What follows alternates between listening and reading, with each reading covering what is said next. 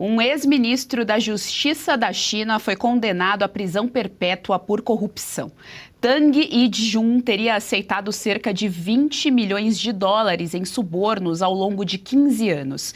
Segundo a justiça chinesa, ele usou cargos públicos para favorecer empresas em negócios, terrenos e empréstimos bancários. A condenação integra a ampla campanha anticorrupção promovida pelo ditador Xi Jinping. Lembrando que na semana passada, Xi Jinping fez um expurgo nas Forças Armadas, afastando os comandantes e assumindo o controle direto sobre decisões estratégicas relacionadas a Taiwan. Para entender melhor esse cenário, nós vamos acionar agora o nosso correspondente internacional, Ivan Kleber, que vai trazer as atualizações aqui para a nossa audiência da tarde, nessa terça-feira, da Revista Oeste. Ivan Kleber, que já está aqui conosco no telão. Seja muito bem-vindo ao JDO, a segunda edição. Boa tarde, Ivan. Boa tarde, Geisiane. Uma saudação especial a você e a toda a audiência que nos acompanha na tarde desta terça-feira. Olha, a política interna no Brasil, obviamente, que ocupa o noticiário, mas a da China também não está muito atrás disso. Nós tivemos aí, então, essa sentença, né, ao ex-ministro da Justiça do país, ele que, como você bem disse, então, teria recebido suborno aí no equivalente a 19 de dólar do tempo. Essa é uma primeira pergunta que a gente faz, né? Em um sistema como o chinês de tanto controle, como ele teria conseguido, né, por quase 2 décadas aí, receber 19 milhões de dólares em suborno é um questionamento interessante que a gente faz. Agora, Geisiane, eu quero chamar realmente a atenção aqui da nossa audiência, a segunda parte da introdução dessa notícia que você trouxe, sobre Xi Jinping estar assumindo controle e tarefas, digamos assim, que não eram dele. Bom, Geisiane, como você bem sabe, nós tivemos então ali também algumas quedas, politicamente falando, né, no exército chinês, e o que pode estar acontecendo é algo bem mais complexo e vai além, inclusive, da questão de Taiwan, Geisiane. Eu, durante esse final de semana, estudei um pouco sobre esse assunto, também a estrutura do Partido Comunista Chinês, do exército, e o que eventualmente pode estar acontecendo ali, Geisiane, é uma visão diferente. O objetivo é o mesmo, mas a visão de como alcançar esse objetivo diferente entre as Forças Armadas chinesas e o comando do Partido Comunista Chinês, mais especificamente Xi Jinping. Geisiane, o exército na China, ele responde diretamente ao Partido Comunista Chinês. Eles têm o conceito de que as armas, desde uma bala de revólver até a bomba atômica, essas armas pertencem, não, né, armas e munições, obviamente, não ao exército, mas sim ao partido. E o partido controla o exército. E o controle, ele vai muito além daquilo que nós podemos imaginar. Por exemplo, Geisiane, um recruta, né, tão logo ele começa ali a sua carreira militar, ele passa entre 20% a 40% do tempo estudando a doutrinação, a história do Partido Comunista Chinês, os pensamentos de Xi Jinping, entre outras ações. Então, o partido tem quase que uma neura ali de que o exército possa ter mais autonomia, e é justamente isso que a gente está vendo.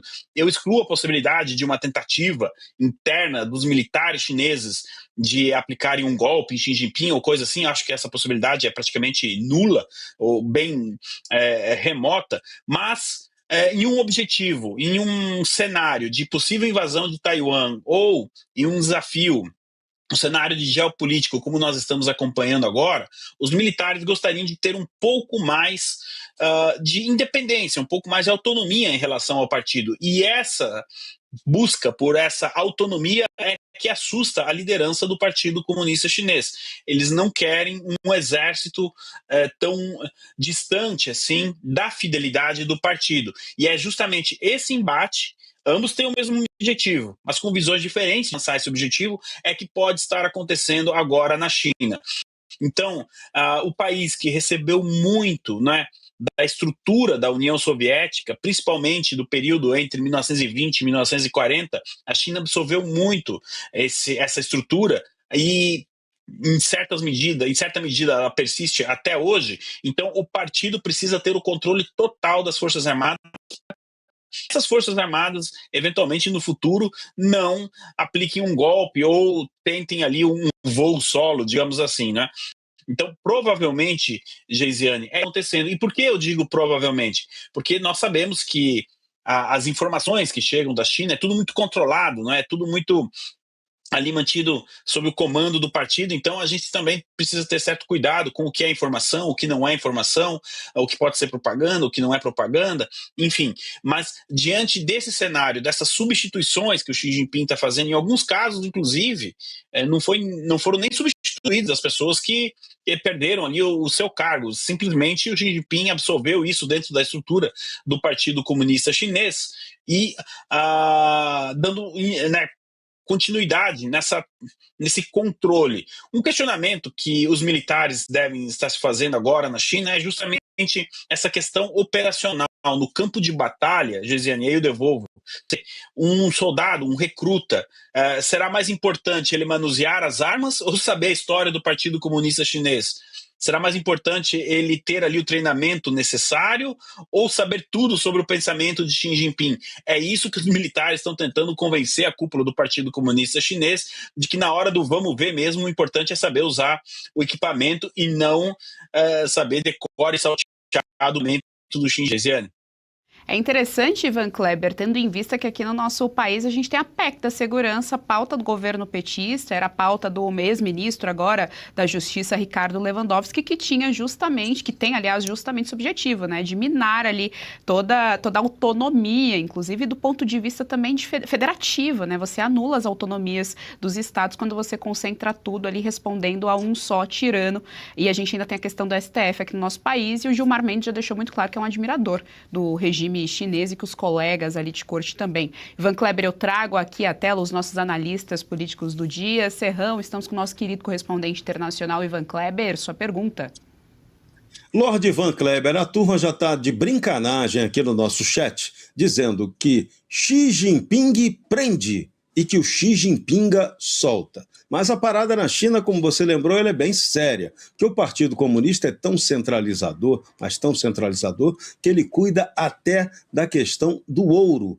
É ele que comanda as operações de compra e venda de ouro, mercado de ouro, controla tudo que puder controlar mais ainda. Esse movimento de Xi Jinping, você enxerga que haja uma força do Xi Jinping concentrando mais poder para tornar o regime chinês ainda mais centralizador? Olá, Serrão, sempre uma alegria estar aqui com você. É ouro conversar com você, viu, Serrão? Usando aí a analogia ao ouro. Olha, o que o Xi Jinping está fazendo vai um pouco além de simplesmente clamar o poder para si. Ele está centralizando ainda mais o poder em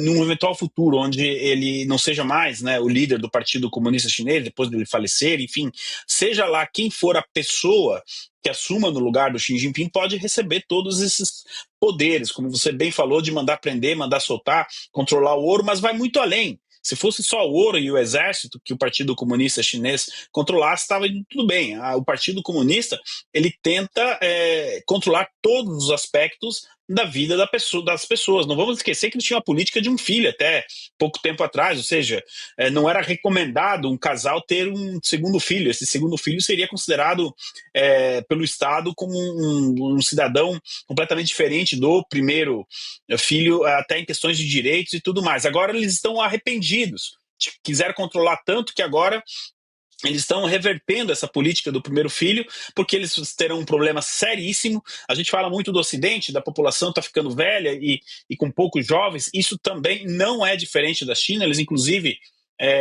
estão tomando algumas iniciativas, como até colocar impostos nos preservativos, tentando estimular aí que as pessoas, né, que os chineses, que os casais tenham mais filhos. Isso é um claro exemplo de como uma política, né, de tentativa de controle pode fracassar. Agora ele tenta reverter tudo isso.